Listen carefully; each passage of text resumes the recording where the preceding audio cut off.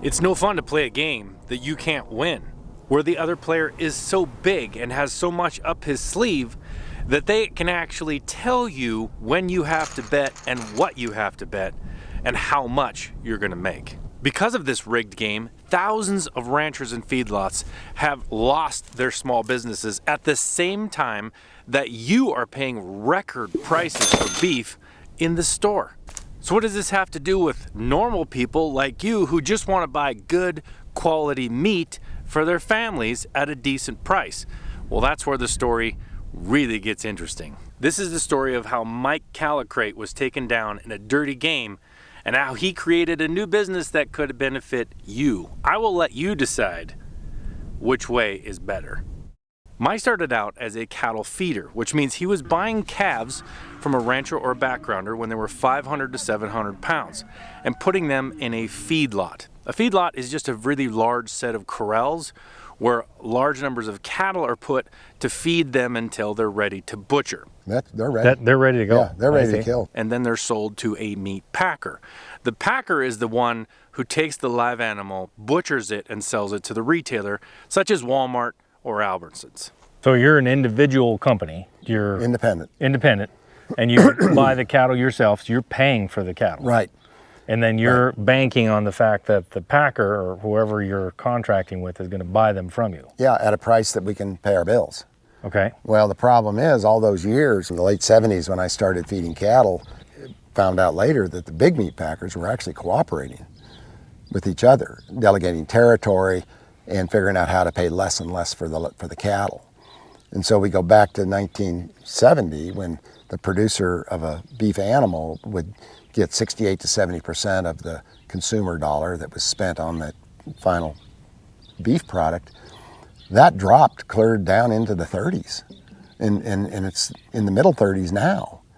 And so we lost our share of the consumer dollar because of the abusive market power of this concentrated group of meat packers. I've been in this business, but I felt after the late 80s and early 90s that I'd been playing in a fool's game, that there was no way to make money, that they would press you down. I mean, at times they'd take $200, $300 a head away from you, and then they'd give back $100, they'd give back a little bit, but you just felt like you were being mined in a way. And the other thing that a feedlot like this did is we fed for other people. And so a rancher from Montana might send me his calves on a retained ownership basis. I'd feed them out and sell them to a packer. Well, after a while, I felt like a transfer agent. Send me your calves and I'll give them to a meat packer and you're gonna lose your ranch. Right. That's how I was feeling. And so I started speaking out against that. Before long, we put the group together to sue IBP, the biggest meat packer that was really orchestrating the whole thing. And we ended up in a courtroom in Montgomery, Alabama in 2004, and we won. We won the case. The jury awarded the cattlemen $1.28 billion. We honestly couldn't care less about. We wanted to get the injunctive relief we needed to make them stop. Mm-hmm. And the court judge, the trial court judge, Lyle E. Strom, they brought him in because Judge Albritton didn't know the cattle business. So they bring in Strom from Nebraska, who darn well knew the cattle business, but ended up being a friend of Tyson. I see. He reversed the jury verdict, took the $1.28 million away from us, and to add insult to injury, made us pay Tyson's court costs of nearly $80,000. Wow. So 1.2, how much was it? 1.28 billion. Billion, okay. And so what it turned out to be is not a case that was going to correct the marketplace and head us towards a more competitive marketplace with good antitrust law enforcement.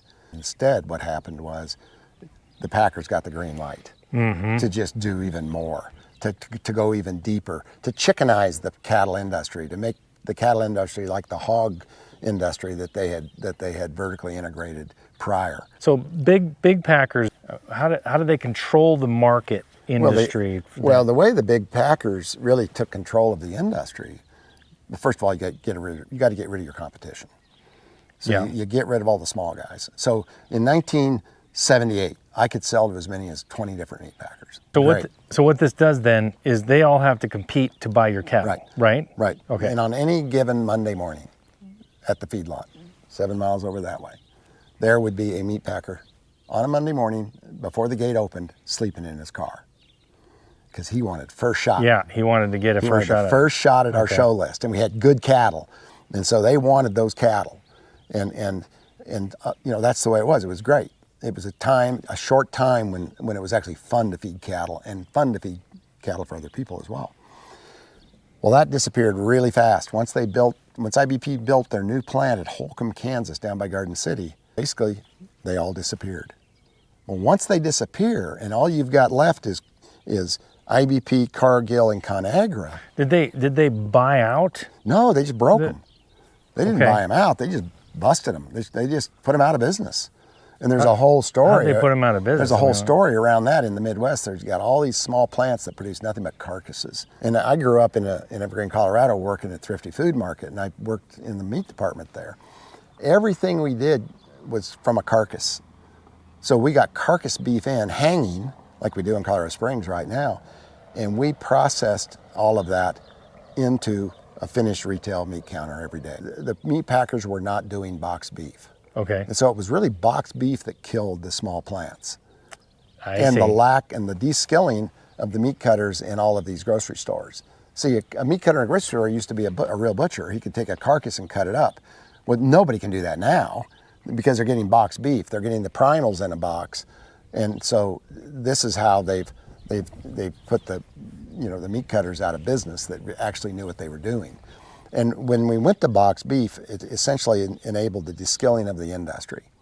And so the big retailers made a lot more money because they got rid of the high-priced labor in the meat department.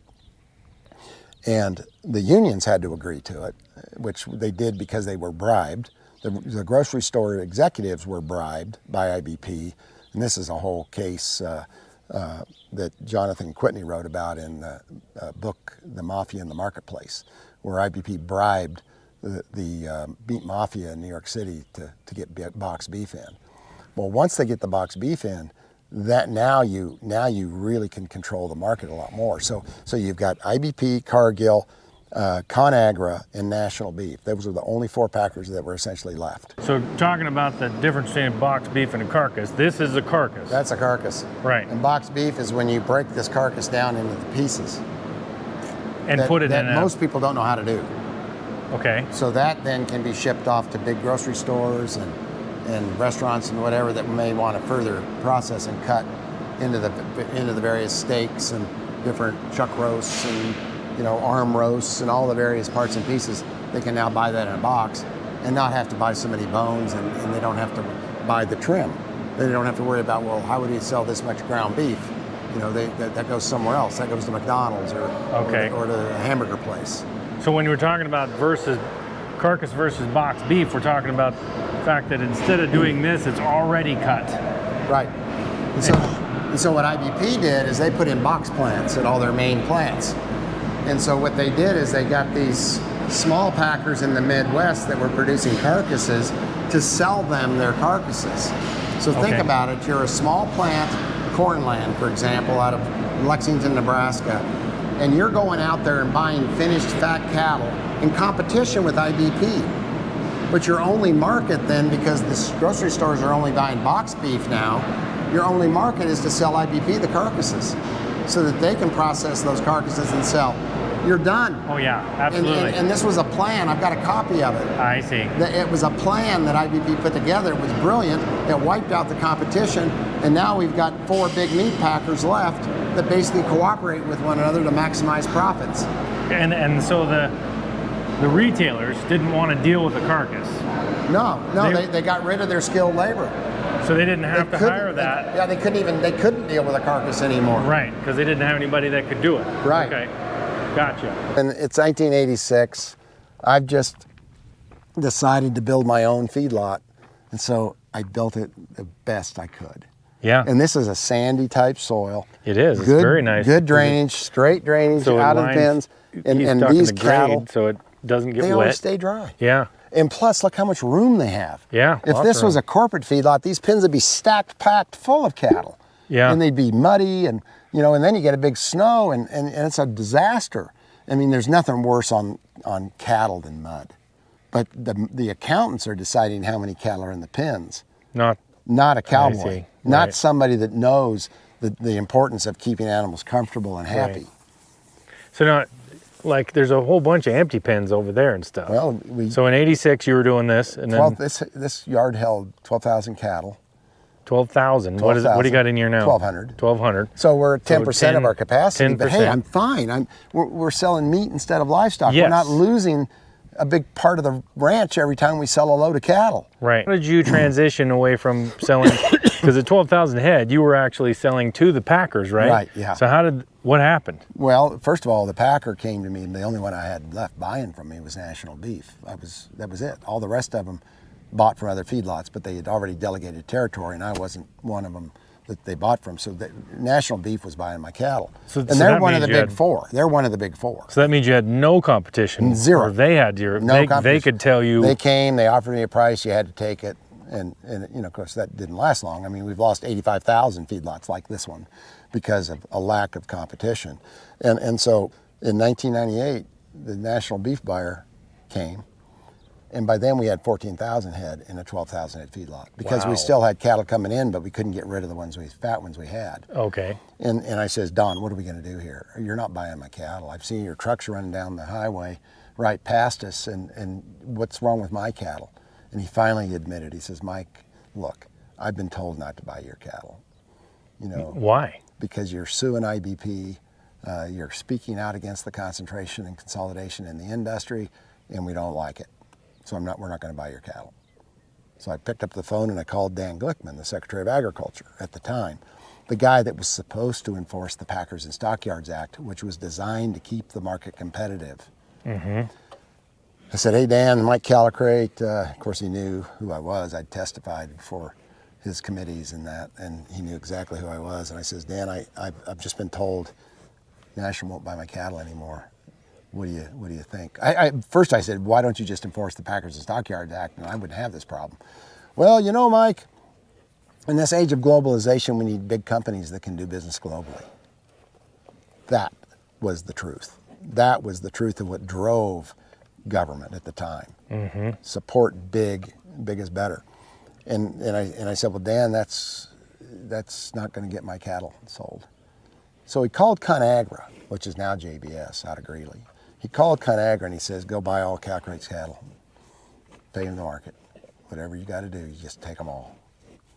And that's what happened. ConAgra bought every single one of my cattle. As they became fat, I emptied out, and you look down this alley and there was not a hoof, there was not an animal in this entire place. And honestly, this is one of the better designed, nicest feedlots in the industry. And here it is, flat out empty. Mm-hmm. And I'm thinking, well, shoot, what do I do now? 15 people went to town without a job, and I mean, it was bad. I was in a pretty dark place. I'll bet. And so finally I just decided one day, well, I think I'll sell meat instead of livestock, see how that works. And I called up a meat scientist at Kansas State University and I said, hey, if you were going to slaughter some animals, where would you recommend I go? Oh, I said, you need to go to GNC Packing Company in Colorado Springs. They just put in this really cool technology up there. These guys are great. That's where I'd go. That's your closest one. So I sent them 40 head of fat cattle. I put them on feed. When they got fat, I sent them. That was June of 2000. I sent them up to Colorado Springs and I started Ranch Foods Direct. Oh, okay. So how did you get from there to doing your own? Well, GNC went out of business. Oh. They were just another victim of the big meat packers. Mm-hmm. They couldn't sell what they were producing, and they'd gone all custom, so pretty much custom killing for the people. And their biggest customer, the Buffalo processor, decided to build their own plant, which left GNC hanging. And by then I knew this was happening, and by then we had already designed a mobile slaughter unit. Okay. And so we brought the mobile slaughter unit here to St. Francis. And we were now starting to slaughter our own animals through that mobile slaughter. And by then we already had our own plant in Colorado Springs to break the carcass and to sell meat. And so we just started in, and eventually the mobile slaughter unit was replaced by this purpose-built facility that we just toured. Kill floor. Okay, so this is where you do the slaughtering. Yep. And then the carcasses go in to that cooler, which is your drip cooler. Kill box. Over here. Yeah, we take the hide off, drop the guts, split the carcass, and then they go into here. So they're loading the truck for tomorrow. It's going to go up to Colorado Springs. Okay. And it'll be full all the way to the back. And they'll leave Colorado Springs around 3 in the morning.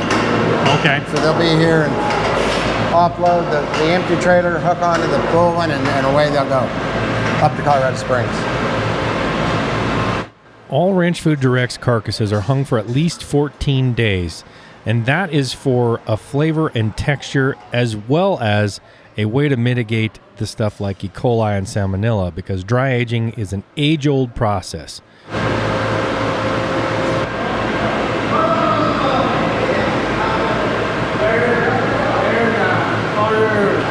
That's the Wagyu. That's the Wagyu cross. That's the marbling you get. Okay. Marbling is that the fat fat, in yeah. the meat there, yeah? Right. Yep, in the muscle. Yeah. How you doing? After the carcasses are loaded on the truck, we headed back on the plane to Colorado Springs, where they're going to be unloaded.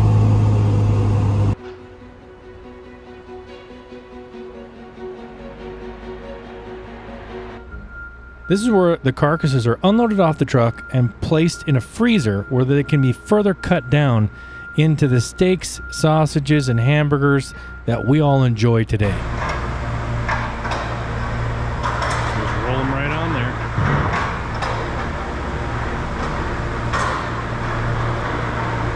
What are you here? I'm just a master butcher. You're a master butcher? Yeah, and I've been in the industry since 2006. Since we took over our own slaughter, and we control all parts of Ranch Foods now, from the ranch to the slaughter to the trucks. We'll receive the carcasses in and start breaking them. We need orders for sirloins, for ribeyes. We break it right off the carcass. Just look at the number of employees that are employed right here to do this butchering process in-house. There's 1, 2, 3, 4, 5, 6, 7, 8. There's 9 of them in here right now. Local people and local jobs, learning skills that are now becoming really hard to find in the industry. We're going for that 75% right now. Okay. So this is looking pretty close. They're working in here, and the temperature is about 32 to 38 degrees, depending on what they're doing, so that it keeps a constant good temperature for that meat. Master Butcher has a lot of different jobs, and right here he's mixing in the seasoning with pork that he just ground up for chorizo. We're all mixed up, and if you look, oh yeah, it'll stick to your fingers. That's kind of what you want. Okay. You just give yourself a little bit of room. Yeah. And you just want it to push. Pinch it. Yeah, it kind of does the work for you. It's amazing how long an intestine is when you start doing that. That's just 2 of them, and it's like a mile long. Basically, I go, finger to finger. That's kind of the rule. Okay. Everybody does it a little bit different. Yeah. But then I'll pinch, and you're gonna go forwards until it's nice, looks good and uniform. And I'm gonna do it again, and I'm gonna come back. So it's opposite every time. Yeah. Do they sell this right upstairs here then? Yeah, we sell this at both locations. Okay. Our pork is amazing. Okay. So we have pigs over on that side of the road. That used to run about 1,200 cattle over on that side. And then the rest of the cattle were over on this side. So now that's all turned into pig production. And honestly, if you really want to make money, get a sow and have piglets. Really? Yeah. Because I've heard there's no money in the pig market at all. No, if you can sell pork. Oh, if you can sell pork directly. Okay. Yeah. No, there's zero money in the pig business if you're selling to Smithfield and JBS and Cargill and those kind of places. Because they own the whole business all the way up, don't they? I mean, they just break you. Yeah. So you're basically, they've done to pigs what they did to chickens, and they've turned them all into contract growers. Can we go look at the pigs a minute? Sure. Being that the whole industry is actually owned all the way from the bottom to the top by the packer, he's just paying the farmer to raise them, right? Right. Right. But he's paying the farmer less than what it costs him, actually. Right. Yeah. Right. So they're dictated because they don't own anything. So they got the farm. If you want to keep the farm, You got to take whatever you got to they take offer. whatever they'll get. Right. So a sow will produce 20 piglets a year if well managed. Okay. Yeah. If a piglet is grown into a full-grown finished market hog at 300 pounds, and even if they bring $1, that's $6,000 per sow income. Now, what Gotcha. cow did you ever see that could do that? No. And they if don't you do that. raise pigs right, if you produce the right kind of hog with the right genetics, like these are Berkshire crosses, mixed breed sows with Berkshire boars, if you really raise a pig and do it right, it's as good as a steak. Oh yeah. But you Yeah. take some of this pork that's in these grocery stores today, it's literally inedible. There's no fat in it. It's watery. They pump it full of solutions. I mean, it's just terrible. And man, you put one of these pork chops on your plate, you won't ever forget it. Really? So so it blows my mind because it's beef and hog, right? That we're Right. eating in the grocery store. So Right. why the heck is it so different? When you raise it here and you butcher it, you can taste the difference. You can see Yeah. the difference and taste it. Well- Why is it so different? Well, one of the things is the hogs that are in the industrial system are a breed that's been designed to be lean. Oh, And okay. lean is bad. Gotcha. You know, of course, this goes back to the days when we made fat bad, which was Right. a serious, terrible mistake from a health perspective, especially because the nutrients, the real nutrients that we need are in the fat. I see. The amino acids, the essential amino acids. And the thing is, these pigs, think of what the vitamin D level is in the fat in these pigs. Yeah. What's the vitamin D level in a hog that has never seen the sun? Yeah, true. Right. And so you take this rendered pork fat, think about how much healthier that is Right. with those high levels of vitamin D. And you can see that Berkshire look. See, they're the black hog. Okay. They got the black. Uh-huh. And a Berkshire is to pork in pigs what Wagyu is to beef. Oh, is it? So it's okay. high marbled.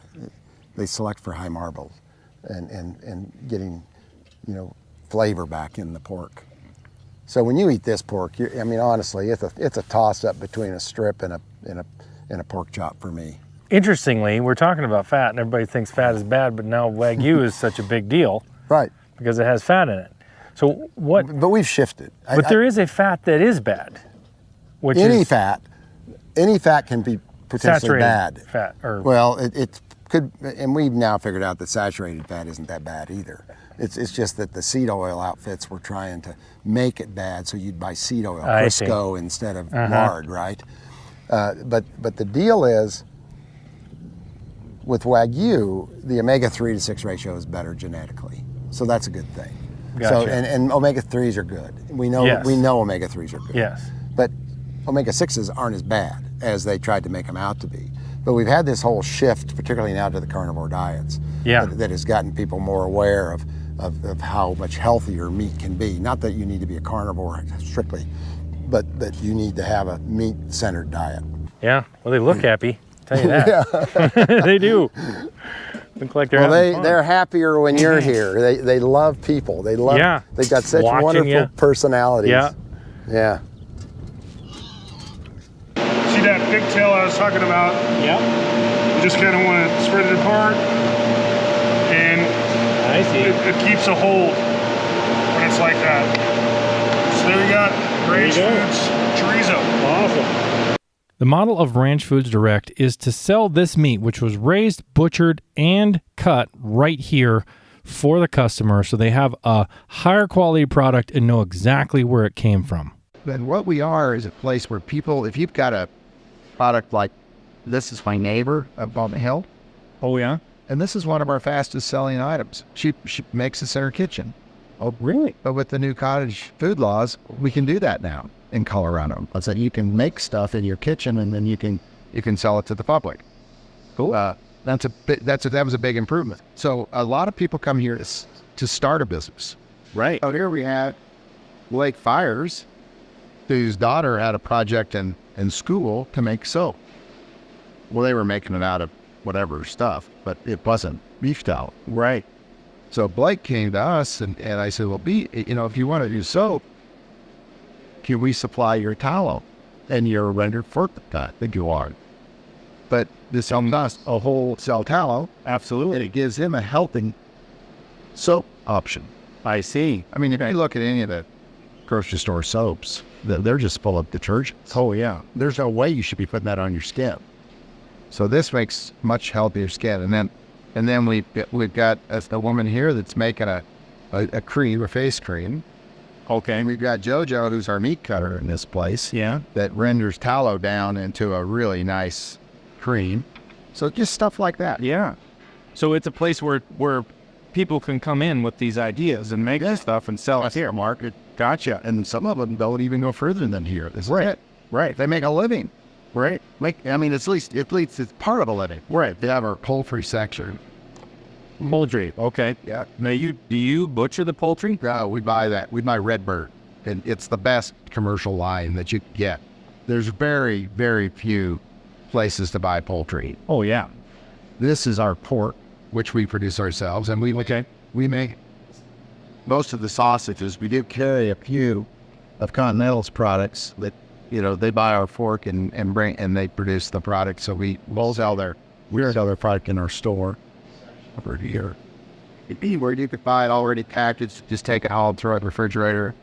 Okay. Gets better with age. A lot of people like to buy out of this area. How many animals are in a pound package of this? Well, depending on how many we process, say we do 10 head a day in Colorado Springs. Well, there could be as many as 10 head in this. Okay. But very likely it's one or two. It just depends on the day.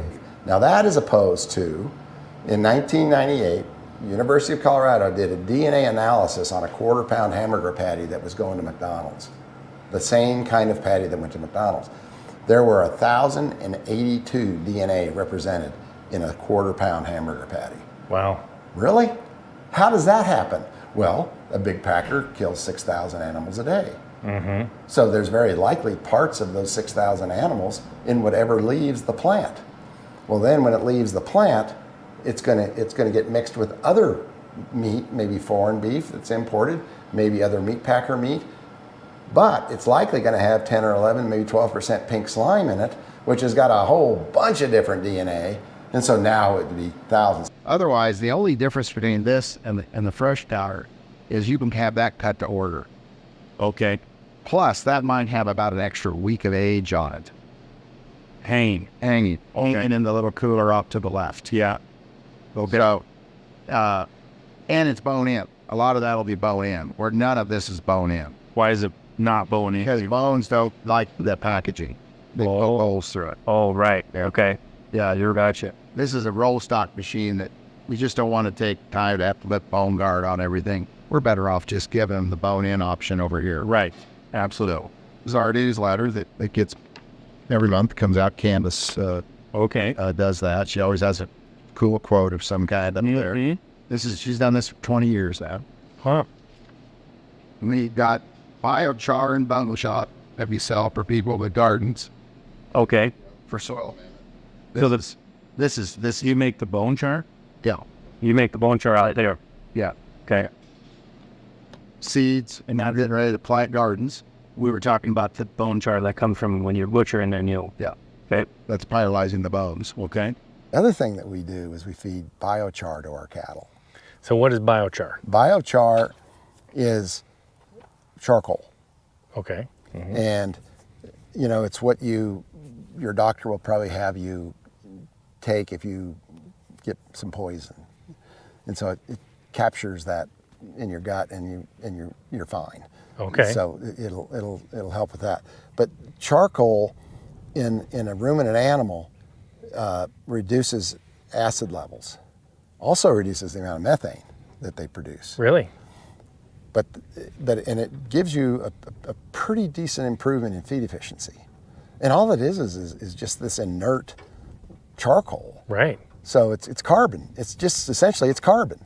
So now we're feeding it to the livestock, and so it's in the manure. So where's it going to go then? Right out. Well, then it's going to go out on the soil. Right. And what's going to happen then? Well, the dung beetles are going to take it down. The dung beetles are going to bury it for you. Right. Down in the root zone. I mean, this is the coolest thing ever to feed charcoal.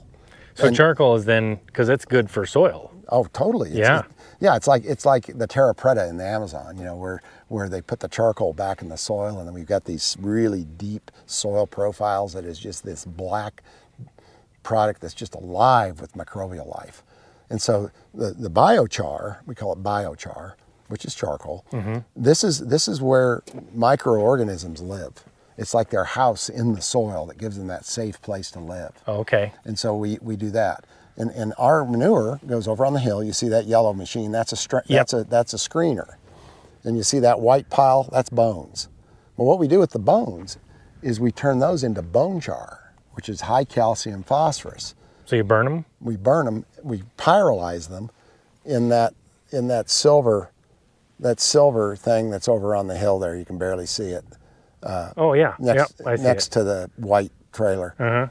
Well, that's where we make our biochar out of wood. And Okay. it's where we make our bone char out of bones.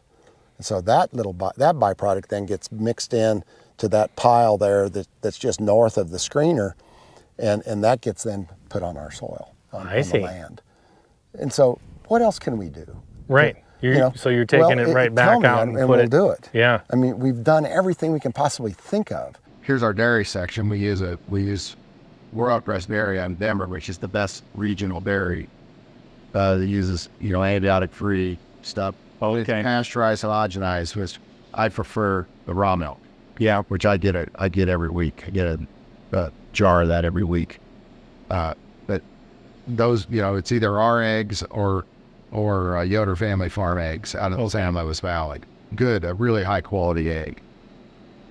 They have a whole deli section here that we produce it and we slice it. So you produce this stuff too? Yeah, like pepperoni too? The pepperoni stuff. Oh, we do the corned beef, the roast beef, the pastrami, the deli hams. All that's us. Cool. Ice cream, big seller. These folks were located a block away over here in a little strip mall corner. Now they've moved to a bigger location.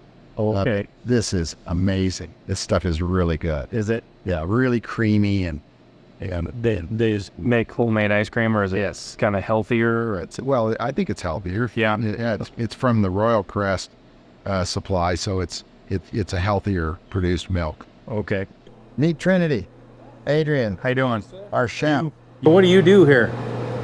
I do a little bit everything. Yeah. I make all the soups. We put some meals to make meals. And Pre-made meals? Yes. See, you're gonna smoke the meat and then. I already smoke it. I'm gonna just kind of pull it, like a pulled pork. Kinda. Okay. Yeah. How long did you smoke that? We'll smoke it for 12 hours. 12 hours. Okay. Yeah. Wow. Like to try it? Oh man, I could try it. Okay.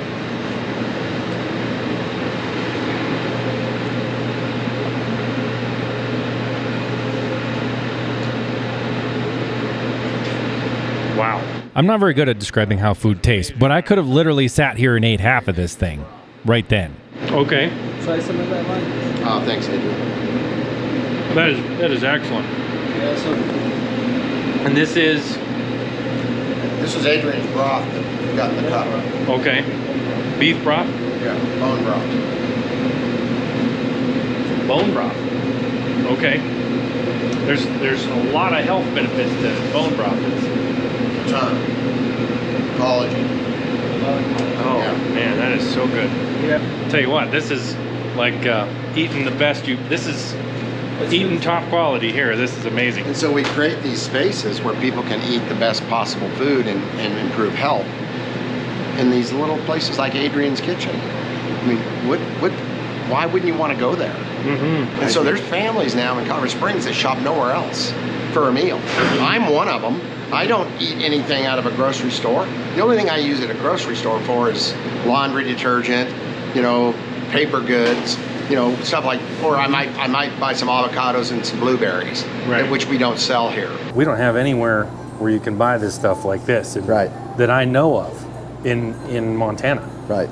which is ridiculous. You're an importer. We grow all the produce beef all right the cattle there. and you import meat. Yeah. Yeah. Then over here we got our marrow bones in Okay. overnight. Yeah, these are the marrow bones. Yeah. Yep. And then this is where your offal is. So you got pork fat, beef suet, pig The feet. Okay. sinews, which is tendon. Uh-huh. There's a lot of collagen in that. In fact, we got a lot of broth makers that come in and they'll put the sinew in their broth, which increases the collagen content a lot. Oh, okay. And then you got your beef liver, your heart, the kidney, beef cheek, and tongue right here. Right here's the tongue. Right. Beef tongue. Yeah. Cool. So, what do you think of tongue? I love it. Yeah. I love it. Cook it a long time, low and slow. Hola! You know what I want? Cheeseburger, jalapenos. Okay, sure. So this is your beef, huh? Oh yeah. Yeah.